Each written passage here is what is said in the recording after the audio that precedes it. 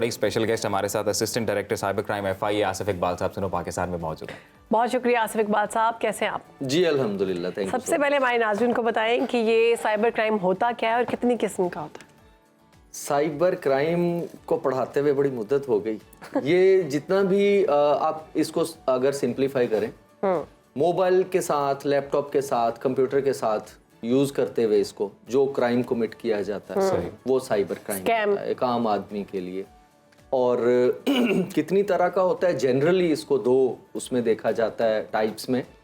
एक तो social media का क्राइम, कि सोशल मीडिया को यूज करते हुए किसी को हरास करना, किसी को डिफेम करना, बुली करना, और किसी की आइडेंटिटी को थेफ्ट के हवाले से किसी को, यानी आप इस पे ये देख लीजिए कि फेक प्रोफाइल बना देना किसी की, ये किसी की ऑब्जेक्शनेबल कंटेंट जो अब तो सीधा कहना शुरू हो गए हम कि किसी की नंगी तस्वीरें जो हैं वो सोशल मीडिया पे डालना और उसको ब्लैकमेल करना या वीडियोस इस तरह की बनाना और डालना, ये सोशल मीडिया के जुमरे में आ जाता है। अच्छा, इसके साथ साथ दूसरा होता है फाइनेंशियल क्राइम। फाइनेंशियल क्राइम में भी बहुत लंबी लिस्ट है। इसके अंदर वो कॉल आ जाती है आपको कि जी आपका इनाम निकल आया, बिल्कुल यहाँ से शुरू हुआ, फिर मतलब ये है कि लॉटरी निकालने के बाद गाड़ी निकाली गई, फिर ये हुआ कि बाहर से कॉल आ जाती है, जी मैं आपका फलां रिश्तेदार बात कर रहा हूँ, इतने पैसे मैं आपको भेज रहा हूँ, आपके अकाउंट में डाल रहा हूँ, उसमें से 5 लाख फलां को दे दें। वो 5 लाख तो आप दे देते हैं, लेकिन वो पैसे जो आए होते हैं वो फेक स्क्रीनशॉट भेज देता है आपको, वो आप बाद में देखते हैं आपके अकाउंट में वो क्रेडिट नहीं हुए होते। इसके सॉरी, इसके अलावा बीच में शुरू हो गया था जी, कॉल आ गई, मैं थाने से, पुलिस से पीछे वायरलेस चल रही है, लोग डर गए, उन्होंने पैसे भेज दिए। ऑनलाइन एडवर्टीजमेंट दे दी जॉब के हवाले से, लोगों को कहा जी रजिस्ट्रेशन करवाएं, 10,000 20,000 एक बंदे से ले लिए रजिस्ट्रेशन के नाम पे, वो फेक ऐड थी। वो है जॉब ऑनलाइन देने के हवाले से ये भी देखा गया, लोगों से मोबाइल लैपटॉप बेचने के लिए कि ये आपको सस्ता मिल रहा है, लोगों ने उनको पैसे भेज दिए, लेकिन वो मोबाइल या लैपटॉप नहीं आया, अगर आया तो सब स्टैंडर्ड आया। ये फाइनेंशियल क्राइम जो है। आसिफ साहब, अब ये बताइएगा कि ये साइबर क्राइम ऑपरेट कैसे कर रहा है आजकल? मतलब लोगों को एतमाद करना चाहिए इस इदारे पे कि उनके जो मसले मसाइल हैं वो रिजॉल्व होंगे? ये क्वेश्चन के एतमाद करना चाहिए। मैं आपको बताऊं कि इस वजह से नहीं कि मैं मेंबर हूं साइबर क्राइम विंग का।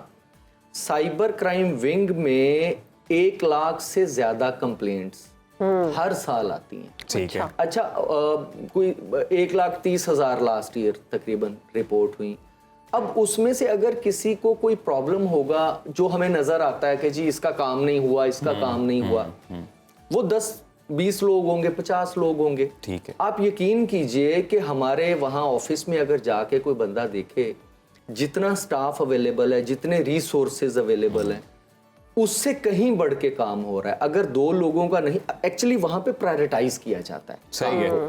अगर किसी के पैसे चले गए हैं तो वो जिंदा भी रह सकता है और खा भी सकता है, क्राइम की नौयत को उसकी नौयत को देखते हुए कि एक अकाउंट में पैसे गए, वहां से दूसरे में ट्रांसफर किए, तीसरे में किए, तो इट टेक्स टाइम कि आप लेटर लिखते हैं और रिकॉर्ड लेते हैं। जिस बच्ची का ऑब्जेक्शनेबल कंटेंट किसी के पास है और उसको हरास किया जाता है, ये टॉप प्रायोरिटी है। बिल्कुल, ठीक है, होनी भी अच्छा, चाहिए। होनी भी चाहिए। उसकी वजह ये है कि 2020 में 2 बच्चियों ने खुदकुशी तक कर ली, और वो है जो रिपोर्ट हो गई। अब आप ये देखिए कि फैमिली, पूरी की पूरी फैमिली डिस्टर्ब हो जाती है। तो उसमें ये है कि कोशिश की जाती है कि सेम डे, नेक्स्ट डे, अगर कहीं ना कहीं से क्लू मिलता है आपको या पता होता है या उसको ढूंढना पड़ता है, तो आप उसको प्रायोरिटाइज करके रोज की रेड से कनेक्टेड मेरा सवाल है कि आपका इदारा कितना वेल इक्विप्ड है इस हवाले से कि सोशल मीडिया पे जहाँ पे ऐसा कोई मवाद सर्कुलेट कर रहा है किसी की शख्सियत को लेके, उसे आप फौरी तौर पर रिमूव करवा सकें? एंड सेकंड इज कि जो विक्टिम होता है उसको सबसे ज़्यादा ख़वातीन वाले मामले में यही डर होता है कि मर्द हजरात आगे डील कर रहे हैं, तो उन पर भी ट्रस्ट करके अपना ज़ाहिर दिखाना तो पड़ता है ना कि ये हो रहा है मेरे साथ, तो वो आगे मज़ीद मामला ख़राब नहीं हो जाएगा। तो ख़वातीन भी आपके साथ होती हैं जो प्रोटेक्शन देती हैं। जी, बड़ा ये पर्टिनेंट क्वेश्चन है। एक तो 30% कोटा है साइबर क्राइम में फीमेल ऑफिसर्स का, ठीक, ओपन मेरिट के अलावा। ठीक है। कोई भी लड़की जो वहाँ पे जाएगी, स्ट्रेस काउंसलर, मैं ये चीज़ अभी तक सोशल मीडिया या टीवी पे नहीं बताई गई, हमारे हर ऑफिस के अंदर एक स्ट्रेस काउंसलर है, ठीक है, जो कि इस तरह की फीमेल्स को सबसे पहले जिन्होंने डील करना, ठीक है, कि उनके पास जाएंगी, वो उनको, क्योंकि काम डाउन करेंगी, स्ट्रेस जी काउंसलर। साइकोलॉजिकली ऐसी बच्चियां आती हैं कि जो नॉर्मल नहीं लगती, वो होती भी नहीं है, कि एक 6 महीने से 1 साल से यही सोच रही होती है कि मैं FIA जाऊंगी, मैं किसी लॉ इन्फोर्सिंग एजेंसी के पास जाऊंगी, तो बात आगे पता से नहीं कहाँ तक जाएगी। यानी और कोई भेड़िया बैठा होगा, exactly. उसके पास जब मेरा वो जाएगा, ऐसा बिल्कुल नहीं है। एक सिंगल केस इस तरह का सामने अल्लाह का करम है कि नहीं आया कि FIA के किसी ऑफिसर, और सीधी सी बात है उसकी जॉब भी नहीं बचेगी और वो खुद भी नहीं बचेगा।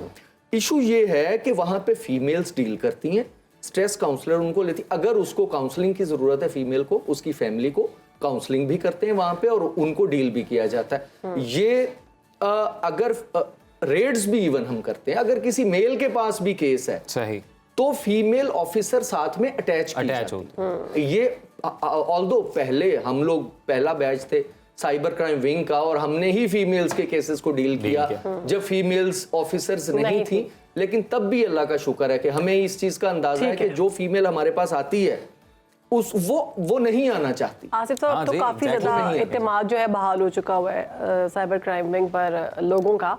ऐसा कोई वाकया जो आपकी जिंदगी में अभी तक आपने उसको ट्रीट किया हो जो चौंका देने वाला और आप खुद हैरान हो गए हो कि ये क्या हुआ, कैसे हुआ? देखिए, ये तो डेली बेसिस पे होता है इस तरह के वाकया। तो उसकी वजह ये है कि जो क्रिमिनल होता है ना, वो पुरानी बात है, एक बहन और बहनोई की वीडियोस चढ़ा दी। ओह माय गॉड, इससे बड़ा चौंका देने वाला वाकया क्या? ये हमने देख लिया था जब साइबर क्राइम विंग ज्वाइन किया था। ये मैं 2010 की बात बता रहा हूँ आपसे। अच्छा, होता ये है कि 2 बीवियां होती हैं, वो दूसरी बीवी या पहली बीवी हस्बैंड के मोबाइल से निकाल लेती है बदला लेने के लिए। पता नहीं चलता कि कौन कर रहा है, बाद में पता चलता है, हमारे पास आके पता चलता है। क्लास फेलोज का हमने देखा। सबसे बड़ी चीज जो फीमेल्स को बताने वाली है कि जो हॉस्टलाइज्ड गर्ल्स हैं वो चेंज कर रही होती हैं कपड़े, और सामने कोई लड़की मोबाइल यूज कर रही है गर्ल्स के अपनी वो, क्योंकि वो इतनी अच्छी उनकी, हम भी हॉस्टल्स में रहे, जो आपके वो रूममेट्स होते हैं वो लाइक फैमिली होते हैं। बट ये गलती मत करें, नहीं करें। उसमें ये है कि उसको वो नहीं बनाने देनी पिक्चर आपने अपनी। हमारा दीन भी तो कहता है किसी के सामने आप नहीं चेंज कर सकते। जी बिल्कुल। अच्छा, उसमें ये चीज देखी गई। फिर बच्चों की एक बड़ा केस हुआ था, सरगोदा चाइल्ड पोर्नोग्राफी स्कैम, शायद आपको पता हो। उसमें 6,57,000 वीडियोस बच्चों की पोर्नोग्राफी की निकली थी, और उसको मैक्सिमम सजा जो कानून के अंदर लिखी गई है वो हुई। उसको अदालत से 12 लाख रुपए जुर्माना हुआ। ये 2017 में हमने पकड़ा था। 12 लाख जुर्माना मैक्सिमम जो कानून के है। अभी देखें, जो साइबर क्राइम का एक्ट है वो अपनी ओरिजिनल फॉर्म में है। आपको नहीं लगता कि कानून में इस चीजों पर अमल दरामद होना चाहिए? उस पे अमेंडमेंट्स हो रही हैं, अमेंडमेंट्स हो रही हैं। उस पे जो प्रपोज्ड है अब वो लाइफ इम्प्रिजनमेंट है चाइल्ड पोर्नोग्राफी के ऊपर, ठीक है। और उसमें 1 करोड़ 10 मिलियन तक जुर्माना उसके ऊपर जो प्रपोज्ड है अभी। तो कुछ ऐसी शिकें हैं साइबर क्राइम एक्ट में जिसमें अमेंडमेंट की जरूरत है, फ्रॉड के हवाले से, और अदरवाइज उस पे इनपुट हमारे डिपार्टमेंट की तरफ से चली जाती है। लेजिस्लेशन होनी है, उस पे बहस अभी जारी है, तो वो सजाएं बढ़ाई। आसिफ साहब, हम चाहते हैं हमारे नाज़रीन को थोड़ा एतमाद में इस तरह से बिलियन का एतमाद बहाल करें कि सबसे पहला जो लाइन ऑफ एक्शन जेन में आता है विक्टिम की, वो ये होता है कि जी जिस वजह से मैं हरास हो रही हूँ या हो रहा हूँ, सबसे पहले तो वो मटीरियल किस तरह गायब हो, फिर कानून रास्ता बनाए अपना, फिर पेशियाँ हो, गिरफ्तारियाँ हो, फिर सब मामला हो, जिस तरह से भी काम होता है। तो इस हवाले से FIA cyber crime well equipped है? देखिए, मैं 90% ऐसे विक्टिम्स हैं, 90%, इससे ज़्यादा हो सकते हैं, जिनका कंसर्न ही यही होता है, हाँ जी, कि हमारा डाटा डिलीट हो जाए और हमारा लाइफ आगे सिक्योर हो जाए। बिल्कुल। इसलिए FIA में कंप्लेंट्स 1 लाख आती हैं और FIRs मेरा ख्याल 2000 होती होंगी मैक्सिमम, 2500 होती होंगी। वजह ये है कि जब इंक्वायरी के दौरान हम उसको पकड़ते हैं, डाटा रिकवर कर लिया, क्लाउड पे रखा हुआ है, हम सारे कंप्यूटर साइंस के लोग हैं, हाँ वो समझ आ, ठीक है। अच्छा, क्लाउड पे रखा हुआ है, उसने हाइड किया हुआ है, डिवाइस में पासवर्ड लगाए हुए हैं, शेयर किया हुआ है किसी दोस्त के पास, हमने, हमारी फर्स्ट प्रायोरिटी होती है वो डाटा निकालें, बिल्कुल, क्योंकि मकसद ही वो है। सजा से ज्यादा डाटा निकालना मकसद। एग्जैक्टली। सजा तो होगी 1 साल के बाद, सजा करवा के विक्टिम का वहां पे सजा के से ज्यादा उस पे कंसर्न होता हाँ है। जी। डाटा हम सबसे टॉप प्रायोरिटी होती है, और दूसरा हमारे पास जो इक्विपमेंट है,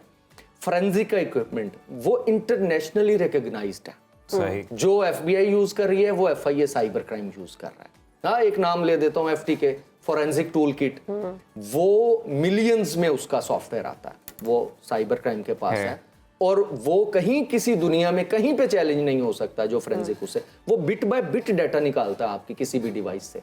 एक और आसिफ साहब, ये साइबर क्राइम लॉ एक्सपर्ट हैं, लॉयर हैं, उनके साथ बात हुई थी, उन्होंने बोला जी कि ऐसे मामलात में PTA का अमल दखल है कि जो आपने डेटा रिमूव करवाना है उसके लिए PTA राइट फॉरम है, ना कि FIA साइबर। जैन कुरैशी, माशाल्लाह अच्छा नाम है, जी जी। मेरे भाई हैं छोटे।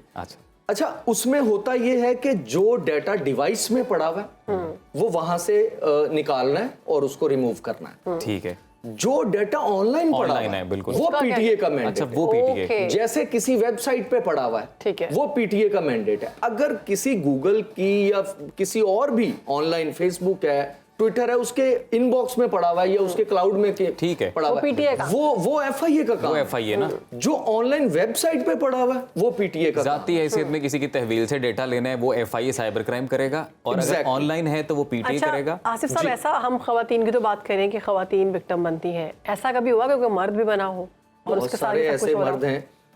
एक में बड़ा आपका ये इस हवाले से आजकल जो चल रहा है, मैं वो मेरा ख्याल बताना चाहिए लोगों को अवेयरनेस के लिए।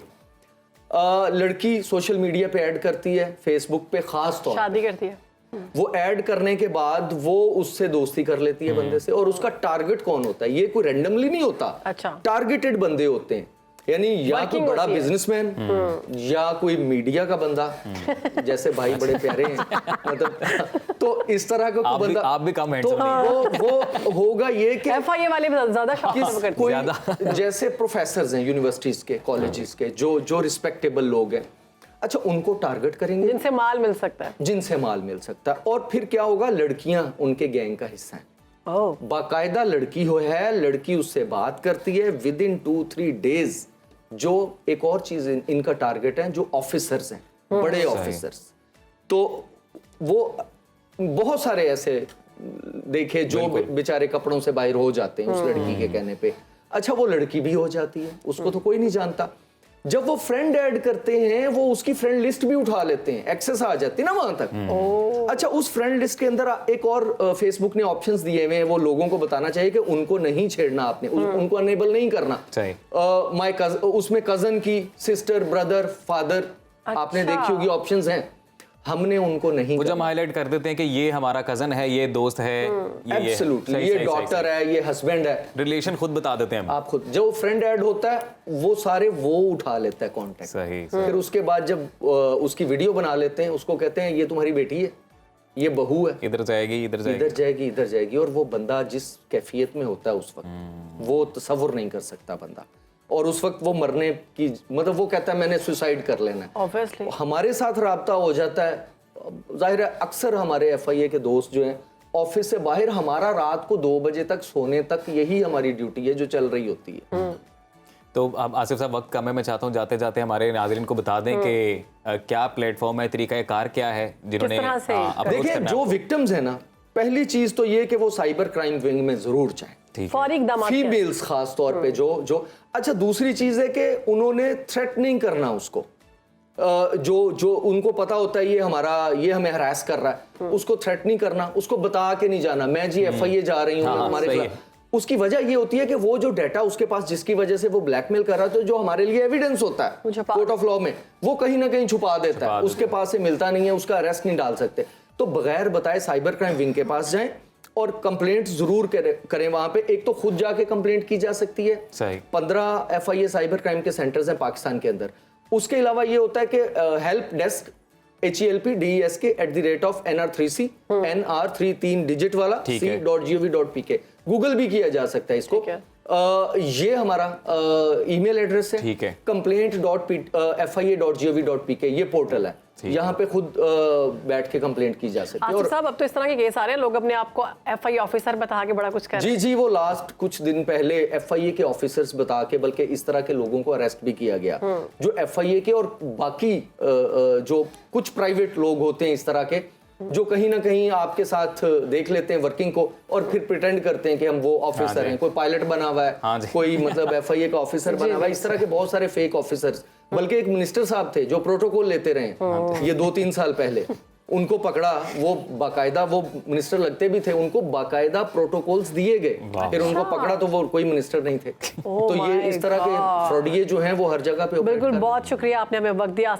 पर बड़ी अहम डिस्कशन थी जो आज के इस सेगमेंट का हिस्सा रही, तो उम्मीद है कि आपको भी इससे फायदा हुआ होगा।